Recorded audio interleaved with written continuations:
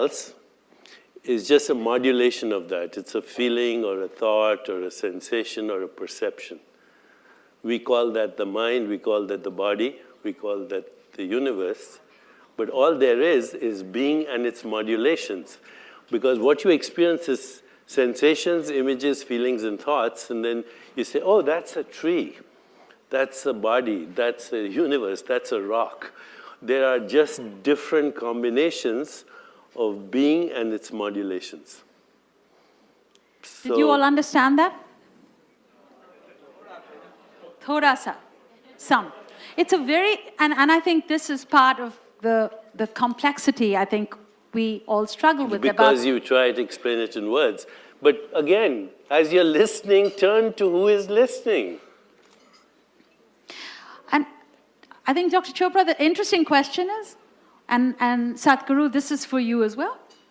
Essentially, what we are doing in this whole process of asking all of us to change the prism is you're essentially asking us to experience it in some way. Yeah, he said the mistake of the intellect. It's the mistake of the intellect, yes, that there is separation between observer and observed. Because the observer and observed as mind and body are a single holistic activity of the total universe. And if you go back, I think in the earlier session, there was quotes from the Gita, and I know you all, and you've spoken about that as a Sadhguru, about, and so the whole... have not. Not now, but Not basically, but oh, I'm sorry, then it was, Dr. Chopra, you had spoken about the different forms of the different forms of yoga that have been, the Raja Yoga, the Bhakti Yoga, the path of devotion, and we know that it's been spoken about in the Gita. So what's so difficult? What is the barrier that people haven't seen it yet? It seems, in a way, it's an experience. It seems, it seems obvious at one level, and it's yet very difficult to grasp on the other. Could you just talk to us about what the barriers are? For some of us who were brought up, educated in a scientific worldview or in a worldview that emphasizes recycled information, as you said, or all of that, it's very difficult to intellectually get to being because we identify, as he said, with our perceptual experience, with our intellect, with our mind, with our ego identity. So it always seems a struggle till one day you stop struggling and you're there. And as he said, he never identified with anything. Once you identify with a thought or with a perception or with what you think is a knowing or a sensation or an emotion, then you're in time. Thought is in time, but being is not in time. Sadhguru, your thoughts? I mean, I'm completely spiritually uneducated. I don't know from where I have quoted. I have not quoted generally, except the grandmother Gita that's around us. I have to admit that I have neither read the Gita, nor the Vedas, nor the Upanishads, nor even the Yoga Sutra. I've never studied anything.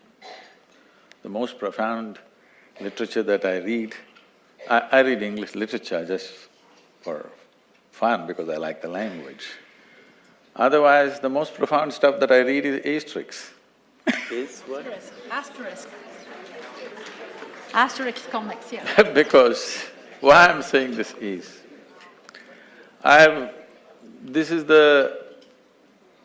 this is what it is. For example, a modern scientist is trying to mathematically deduce the reality.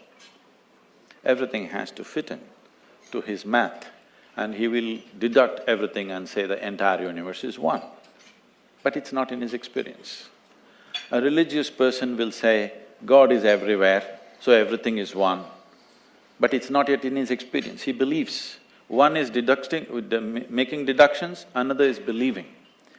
A yogi is a hard nut who doesn't believe anything, who doesn't want to deduce anything. Unless it becomes real within him, it's not real for him.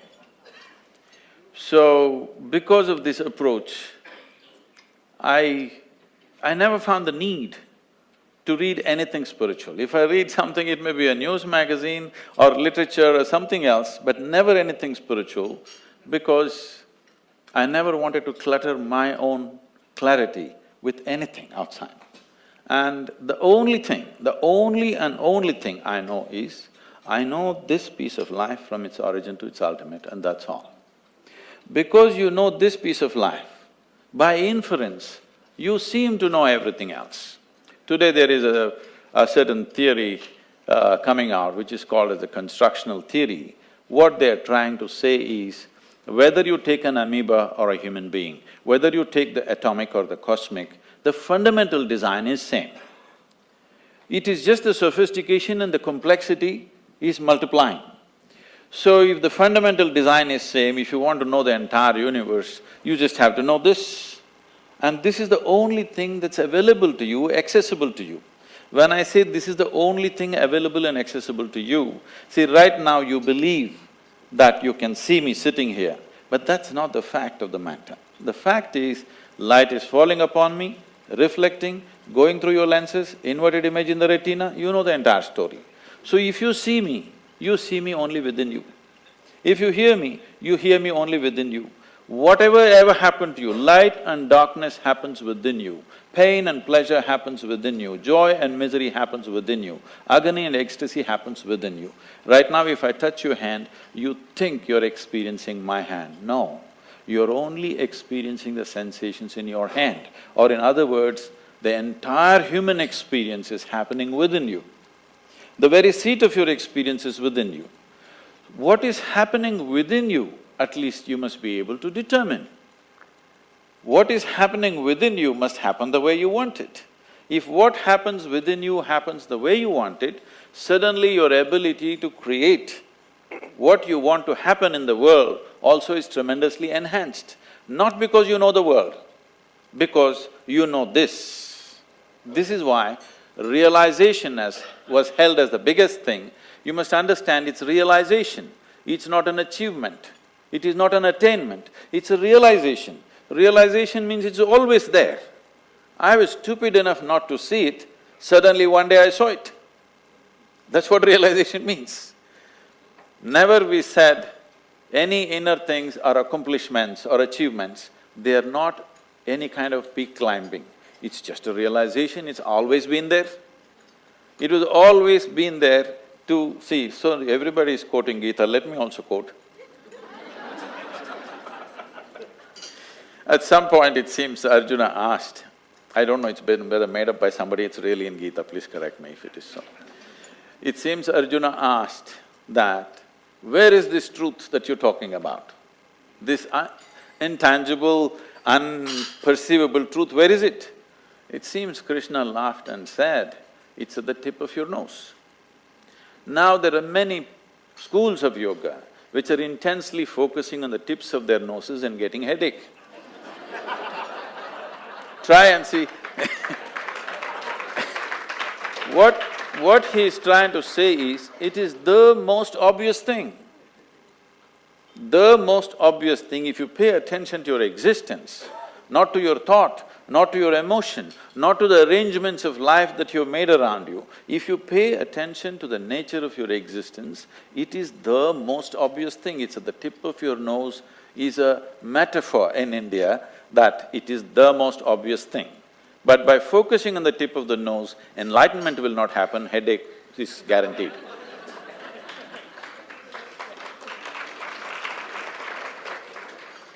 So picking up on Sadhguru's point, Dr. Chopra, so what is scientific inquiry in this, with this construct, which is, hey, it's realization, it is a knowing, and what… You know, and so the two Sadhguru questions. is one of the few lucky ones. I've known two other people who said what he said, that, and thank God I never read anything. One was Maharishi Mahesh Yogi. He used to always say, thank God I never read anything because it would have cluttered my mind. And the other was Krishnamurti. He would say the same thing, that, you know, the more you read, the more you clutter your mind. And he also would say, I've never read anything. So that's unusual. He happens to have fallen into existence because he fell into existence, okay, or awareness, or whatever you want to call it, being. I was not, I struggled, okay. I read all the scientific literature, medical literature, psychology, Jungian psychology. I read the Bhagavad Gita, every single translation. I read Rig Veda, I read Yoga Vasishtha, I read Kashmir Shaivism, Vedanta, all of that. No, you shouldn't. Your mind will get cluttered. So at this stage in my life, I also want to know what they said in the past. Yeah, well, they said what you're saying. I mean, they said exactly what you're saying. But for me, as a person who had been trained to look at things scientifically, it was both a struggle and a need, because reality is not a map, and yet science gives us maps. The Yoga Vasishtha gives us a map, Patanjali gives us a map, the Bhagavad Gita gives us a map. Some of us need maps. Okay, if I'm going from here to Boston and you give me a map, a road map or a contour map or a sea map or an air map, and I take the road map and I get to Rhode Island and it works. Now I get this. I think the reason why I didn't read the maps is, I met someone who was a GPS. That's good. But GPS is also a map, right?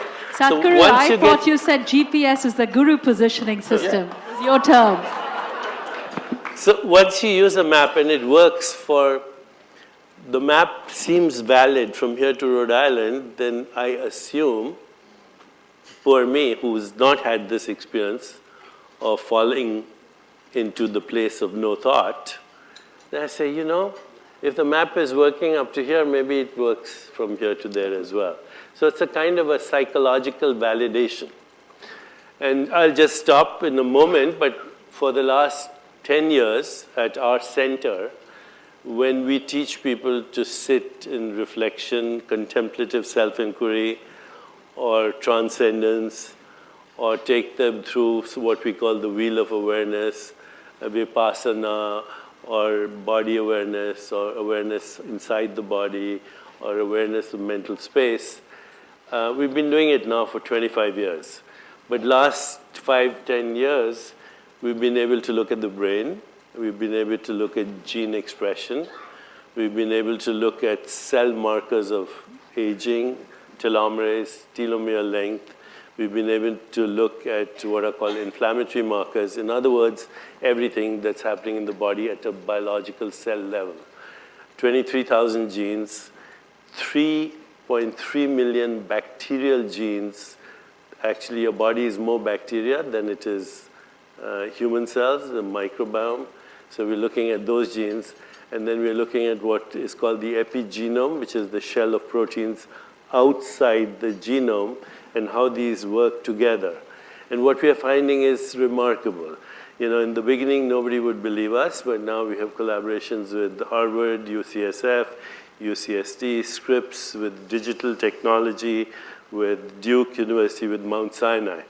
We can look at a blood sample, and we can tell you, just by looking at the blood sample and the gene expression, if you're experiencing samadhi occasionally or not, if your mind is quiet or not, if you're falling into the place where he Even has… whether our parents experience this or not. Parents too. In fact, the epigenetics shows that your experiences now, which are not in your brain, by the way. Everybody says, my experience is in my brain. It's not in your brain. Your experiences are not in your body. Your experiences are in a non-local consciousness, which is not in space-time. But whatever, that's a whole different discussion. But we can now, in fact, our collaborator, and this is a joke actually, but it tell you where science is. One of our collaborators, who's Eric Schott here at Mount Sinai, he does genomic expression, he does RNA transcription, he looks at what is called the transcriptome. And he showed a slide. He says this is a genetic signature of people who are experiencing samadhi. And these are people that he had studied at our center. So somebody asked him in the audience, they said, Dr. Shah, do you meditate? He said, no. He says, are you going to learn? He said, no. He said, but you just Sow a seed of faith today. Seedling a comment, like, or share might help someone find the light. Don't forget to subscribe and keep growing in faith. showed us the signature, the genetic signature of somebody who does. He says, yeah, but I'll figure out how to make a drug out of this. So what Deepak is saying is, if your children are brats, it's you. Yes, it is you. It is you. 7 generations. You know, in Hawaii they have these temples and cow farms. If a cow has been zapped electrically, the next generation of cows will not go to the fence. They already know it's electrical and they might get shocked. Okay.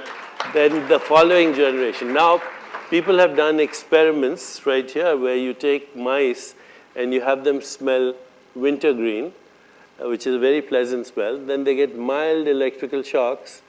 The next 7 generations of mice will be scared by smelling wintergreen. So, this is the first window that's opening into what we call sanskaras or vasanas. You know, you have 2 identical twins and they have the same genome. In fact, exactly the same genome. But they're not the same people, right? They have different, mother will tell you that they have different personalities. Where is the seat of this personality? Where is it coming from?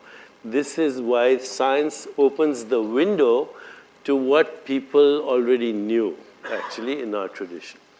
And it's interesting that even if science opens the window, and I think both of you have said it in different ways, that it's just a very small, you know, it's still like, boiling the ocean in a kerosene stove, because science can only go so far because there's so many forms of knowing and so many forms of seeing, as you have said. So it's a challenge, I imagine. Even science is a series of realizations, okay?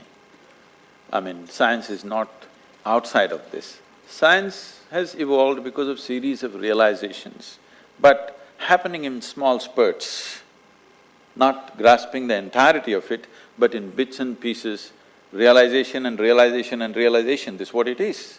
We say he discovered something, but what it is he observed something. He realized that this is the way it works, some aspect of it. And knowing the physical dimension of how it functions allows you to do many things with the physical world, which you see in the form of technology today.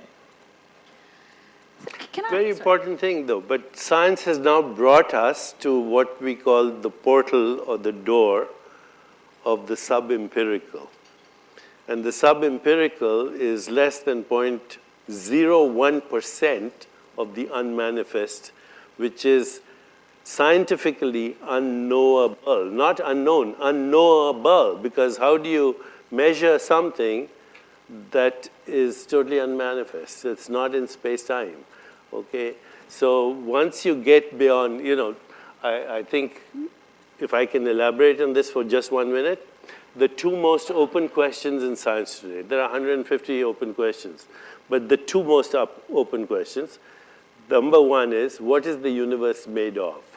And the answer is we don't know, because 96% of the universe is invisible, what they call dark energy, dark matter, but it's not, those are words. They don't know exactly what it is. One is expanding the universe, one is contracting the universe. Dark energy, 96%, that leaves 4% of the universe, which is atomic. Of that 4%, 99.99% is invisible interstellar dust, which hasn't become stars and galaxies. So the visible universe, which is all the galaxies, the billions of stars, the trillions of planets, is 0.01%. Now that 0.01%, which is made of atoms, is made of particles, but particles, when you're not looking at particles or when they're not interacting with other particles, they disappear, they become waves. So what's the universe made of? Nothing. And this is a scientific fact. The second open question is, where does consciousness come from? And scientists are struggling because they think consciousness is a production of the brain. Just like, bile is a production of your gallbladder or acid is a production of your stomach, pancreatic juice is made by your pancreas. Oh, so consciousness made by the brain. So they keep struggling. This is called the hard problem of consciousness. Sadhguru mentioned photons. Okay, this is the hard problem. This I'll just stop in 1 second. But right now you're looking at this. This is blue, this is red. You're seeing this beautiful shirt. What's coming to your eyes are colorless photons. What's going to your brain is an electrical current. What's happening in your brain is chemistry. You're not experiencing chemistry or electrical currents. You're experiencing a three-dimensional reality in space-time. No one knows how that happens, so they keep struggling and struggling. If I ask you to imagine a beautiful sunset on the ocean, do it right now. You see a picture. There's no picture in your brain. So, the fact that the brain produces consciousness is just an idea. Nobody has ever proved that. Consciousness is not in the brain. The brain is in consciousness. The body is in consciousness. The mind is in consciousness. The whole universe is in consciousness. And you cannot get at it through a system of thought. For this, to further, make it into an experiential process, what Deepak said just now. You obviously cannot access it with thought process because thought is an accumulated information which you're recycling according to your convenience. Right now, our ideas of who we are, or what I am and what I am not, is determined by this. If you just do this simple experiment right now, take your right hand and touch your left hand, please, all of you. Can you do this? Is that you? Is that you? Yes. Just touch the chair on which you're sitting. Is that you? Oh, who's this? But it is. You own the… It is. Now, in your experience, this is me and this is not me. The basis of this experience is coming from this. Where there is a sensation, you think it's me. Where there is no sensation, you think it's not me. Right now, the water in the glass is not you, but if you consume it, it becomes you. And these whatever number of kilograms you carry right now, all this was all over the planet, and today it's me. The air that you breathe, what is not you is becoming you. The food on your table, what is not you is becoming you right now. This moment, what is not you, in a couple of hours it becomes you. So, your experience of myself is basically the boundaries of your sensation. The nature of the boundaries of sensation are such, if you allow your life energies to be in a certain level of exuberance, you will see the boundaries of your sensation will expand. You can just know this just by rubbing your hands and holding it like this, you will see something begins to happen between your hands. There are sensations transmitting between the two hands. Or if you've been very joyful or ecstatic at a certain moment, you will see sensations seem to be all over the place. If you create a certain system within you where your life energies are kept in a certain level of exuberance, then the sensory body will expand. If the sensory body, let us say, became as big as this hall, then you will experience everything in this hall and everybody in this hall as a part of yourself, like you experience the 5 fingers of your hand as yourself right now. So what is referred to as yoga is, the word yoga means union. That means you experience the entire universe as yourself. This is happening because you are in such a state of… you have found a mechanism by working with the body, by working with the mind, by working with the emotion and energy, you have set up a step-by-step system within yourself where your energies are kept at such a level of exuberance that your sensory body is as large as the universe. So if you sit here, you experience the entire universe as myself. Once you experience everybody around you as yourself, then I don't have to tell you, don't kill this person, don't rob that person, don't harm this… all morality will be useless for you because you have experienced everything as myself. You don't have to try to be good. Your goodness is a consequence. Your goodness is not an effort. What he says, he's saying it experientially, okay? But the fact is, if you ask scientists, Are there any boundaries in the universe? They'll tell you there isn't. Every boundary is notional or perceptual, and we don't know how perception occurs anyway. So boundaries are conceptual ideas. There are no boundaries in the universe. And there are no boundaries to your skin. In fact, what he said is your body is the entire ecosystem. It's not only the entire ecosystem of the planet. The carbon, the hydrogen, the oxygen, the nitrogen came from galaxies. So the carbon in your fingernails and the hydrogen in your eyes or the oxygen in your blood could have come from different galaxies. You are the total universe at this moment, a pattern of behavior in space-time. And before I say Jack Robinson, you're a different activity anyway. There is no permanent activity as a noun. You are not a noun, you're a verb. And the verb is the activity of the total universe. I, the most frequent word we use is I. So I say, where are you? You say, I'm here. Okay. And so then I can ask you, okay, you're here, but where am I? You say, you're there.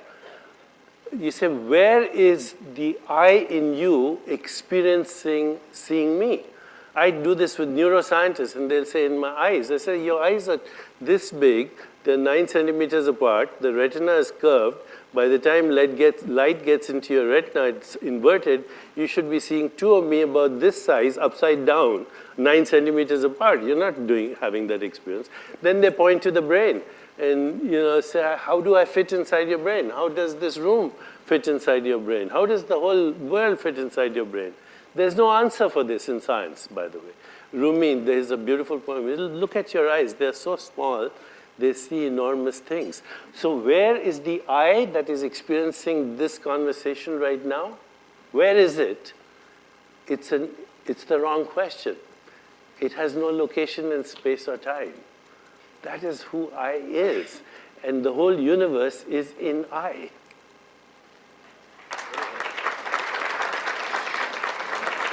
So just let's wrap up this segment of the discussion. If you had $10 billion to spend on scientific exploration or giving experiences to people to get their own path of realization, where would you spend it? Both of you. Well, I want individual answers. The answer 10, 12 words or okay, less. The answer is obvious, experience, but I would have a problem with that because I work with scientists. I'm going from here to a conference on science. I need to be able to talk to my peers. Okay, so while the answer is experience, and experience doesn't cost $10 billion, I would probably go science just because I'm still struggling with my scientific peers. Sadhguru? The experience has not become widespread because there is no infrastructure. Neither physical infrastructure nor human infrastructure. For example, in this country 150 years ago, they tell me over 94% of the people were illiterate. Today, 100% literacy. How does it happen? Because somebody built the schoolroom, somebody trained the teachers. That infrastructure for inner experience has been wiped out in the last few centuries. So how do you expect it to happen? One guy talking here, one guy talking there is not going to make it happen. What should be a part of our life from the day we start? Because the nature of human intelligence is such that if you don't mess it up with belief systems, every human being will find it. Too many concepts, too many ideas, too many belief systems, human intelligence is corrupt from the beginning. If you do not corrupt human intelligence, just leave it. Every human being is capable of knowing this. It is not some superhuman thing. The most important thing to remember is this yoga, this spiritual process is not about becoming superhuman. It is about knowing that being human itself is super.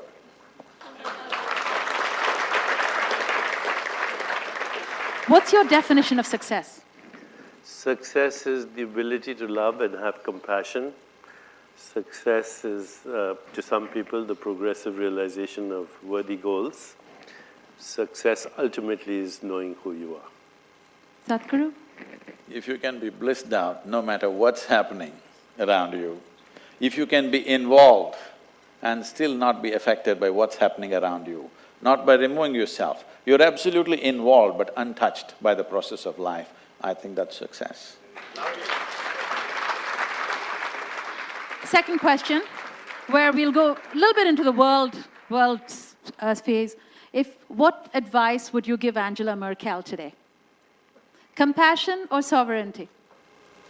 It's obvious, compassion. There's no such thing as sovereignty. I think all nationalism is a Sow a seed of faith today. Seedling a comment, like, or share might help someone find the light. Don't forget to subscribe and keep growing in faith. sophisticated form of tribalism. I think your essential being has no religion, no race, no gender, no assumed identity. It's pure consciousness. So obviously I would say compassion. Let them all in, the migrants even. Being a very big economic force, what she's managing right now, I would say if they do not invest in conflict, we won't even need their compassion. People will be fine by themselves. You should stop investing in conflict. I have heard people going to Sudan and trying to stop conflict there, conflict here, leave all this. You know who is supplying the guns, you know who is supplying the ammunition. Every day you see these terrorists or whatever shooting in the sky, obviously there's no dearth for ammunition, isn't it? They're not even shooting at the people. They have lots of it, they're shooting the sky.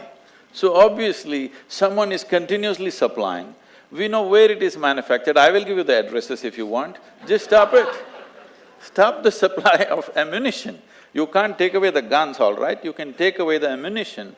At least hacking down people, they will get tired at least. Right now, there is powerful mechanisms to do this. So if you do not invest in conflict, if you do not invest in creating problems in the world, we will not need your compassion.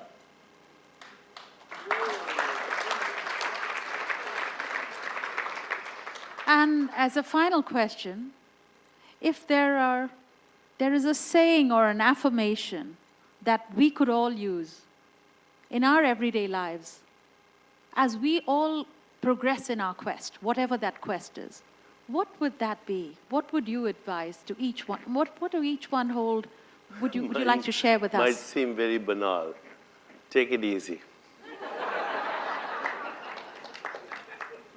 Easy come, easy go. That's my epitaph. There is no need to believe or disbelieve anything. What you know, what you do not know, you do not know. If this one thing comes into every human being, everything will run smoothly around us. Thank you both. Ladies and gentlemen, let's give a very big hand to Sadhguru and Deepak Chopra.